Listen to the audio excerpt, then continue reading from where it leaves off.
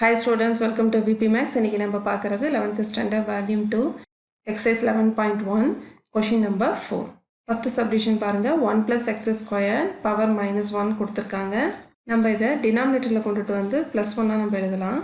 Integrate 1 divide by 1 plus x squared power plus 1 இருக்கு. So அதை எழுத வேண்டாம் into dx.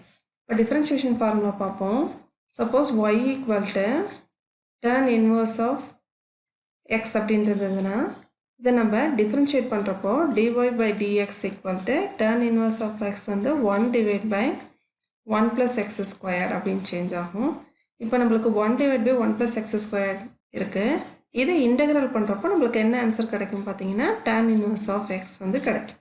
So integrate 1 divide by 1 plus x squared into dx equal to tan inverse of x plus c. Next second question 1 minus x squared power minus 1 by 2 இருக்கு. இதையும் denominatorல கொண்டுட்டு வந்து நம்ம எழுதிக்கலாம். So integrate 1 divide by 1 minus x squared power plus 1 by 2 into dx.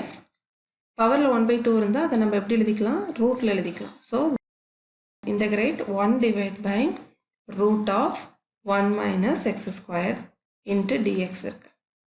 நம்ம differentiation பண்ணுறப்போ y equal to sin inverse of x இருந்ததுன்னா இதை dy by dx போடுறப்போ 1 divide by root of 1 minus x squared.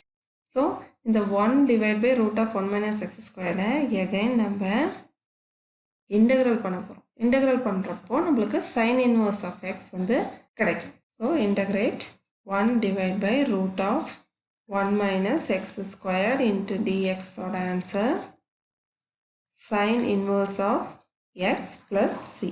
இந்த கிளாஸ் உங்களுக்கு புரிஞ்சிருக்கும்னு நினைக்கிறேன். இதில் ஏதாவது டவுட் இருந்தால் கமெண்ட் செக்ஷனில் கேளுங்க.